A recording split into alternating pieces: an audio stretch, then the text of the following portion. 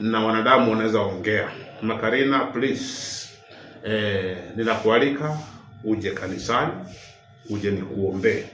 Nafikiri maombi yatakusaidia. Kwa sasa sioni kitu kingine kitakusaidia, nafikiri maombi yatakusaidia na sina lingine.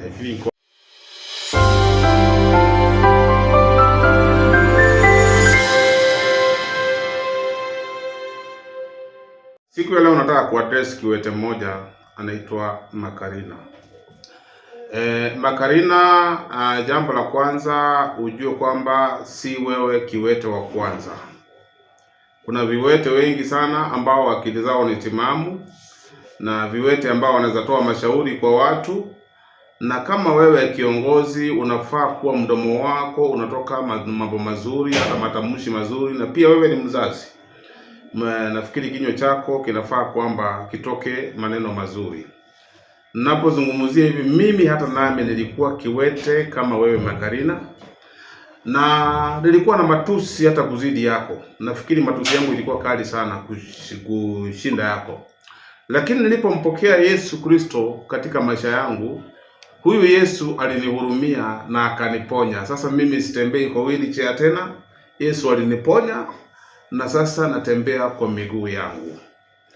Kuna kitu ambacho nitakwambia Makarina, na kwa sababu kiangaliwa kwa kabisa kuna uwete ambao uko ndani ya akili yako, na ule uwete uko ndani ya akili. Nafikiri kwamba ni vizuri utembelee daktari na aweze kuangalia ni shida gani iko ndani ya akili yako, kwa sababu naona umekuwa too much. Hivi karibuni, muda usiokuwa mbali, kwamba uliambia polisi wote waue Gen Z, wote waue wa Gen Z, wapige marisasi yao magasia, kana wakaita magasia maumbwa, kwamba wapige marisasi wakufe. So nauliza hivi kabisa, yale mambo yanayotoka kwenye kinywa chako wewe kabisa ni timamu ama kuna shida kidogo ya akili? Na nimeghadhabika sana na maneno yako Makarina, na ombi langu ni ya kwamba Makarina, tembelea kituo cha afya ambacho kiko karibu, ama uende uangalie huyu mtu ambaye ni wa kudili na akili. Anaitwa nani?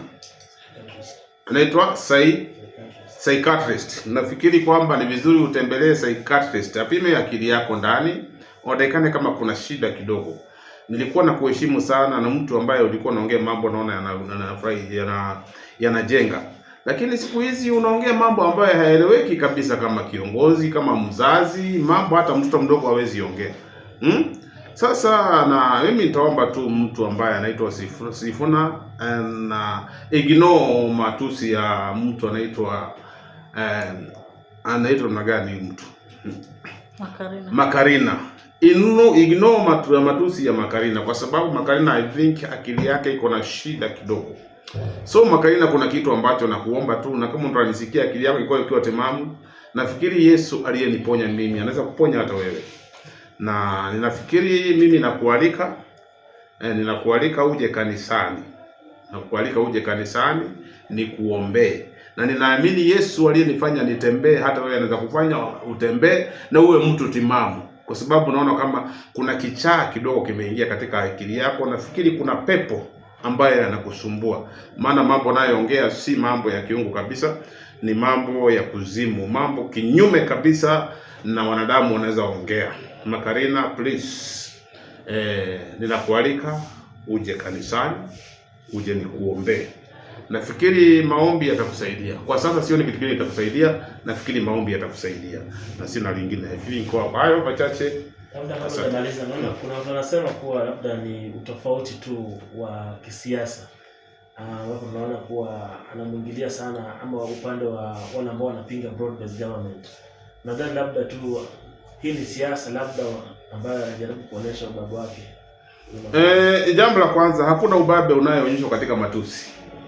Ubabe unaonyeshwa katika matendo. Nao ukiangalia nao mtu kama Makarina, sidhani kama kuna watu ambao Makarina amesaidia maishani mwao. Sidhani kama kuna viwete ambao wenzake ambao amewasaidia mahali ama kuinua maisha yao. Nafikiri kama kiwete ambaye amebadilikiwa, angeanzisha institute ya viwete, ya kusaidia viwete, na kuwe kama mkubwa wao ambao mfadhili wao anayefadhili wale watu, waone kabisa huyu mtu kuna kitu anachofanya. Lakini I think kitu ambacho Macarena ameinvest kwa wingi ni matusi.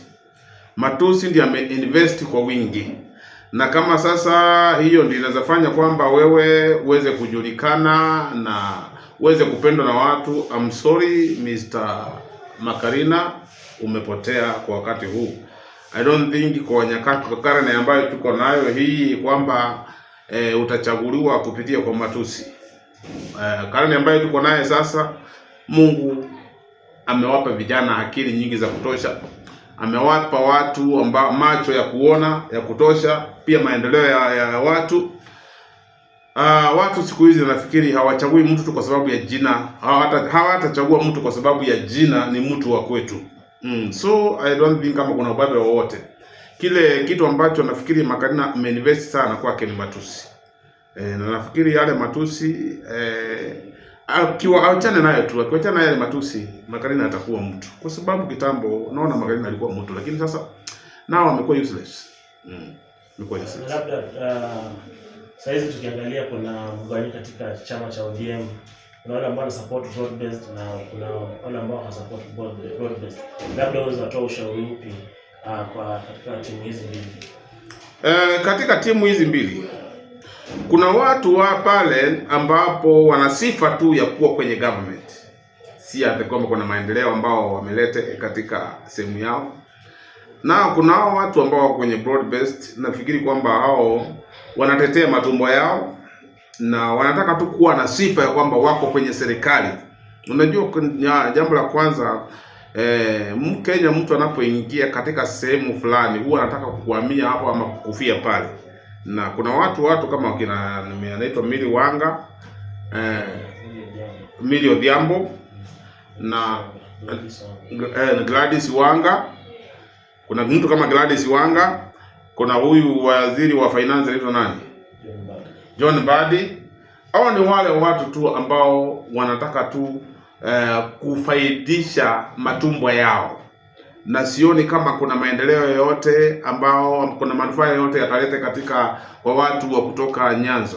Watu wa kutoka Nyanza wameteseka miaka mingi na hakuna mtu yeyote ambaye amewasaidia. Ukiangalia hata kule Gladys Wanga kwenye ametoka kwenyewe tu, si hakuna maendeleo yoyote ambaye ameyafanya mahali pale. John Mbadi the same thing, amekuwa kwa serikali karne ngapi, amekuwa kwenye serikali, na ukiangalia ambao wametoka hakuna maendeleo yoyote. So watu wako mahali pale tu kujipigia mapato wenyewe. Kwa hivyo sioni faida yoyote kwenye broad based government ambayo imelete kwa wakati huu. Ni watu tu ambao wanataka kujipiga kifua pale, na kwa sababu baba aliwaweka hapo, wanataka sifa ya kuwa hata nao wako kwenye serikali. So watu wawili watatu kwenye serikali haimaanishi kwamba Nyanza imebadilika. Haijabadilika. Shida bado ni ile ile, mateso bado ni ile ile. Na wakati huu naomba kwamba watu wafunguke macho na Mungu aweze kufungua macho na Mungu aweze kuwaongoza waende the right way, kwa sababu kuna baadhi ya watu ambao wanapotosha watu sana wakiongozwa na Gladys Wanga na John Mbadi.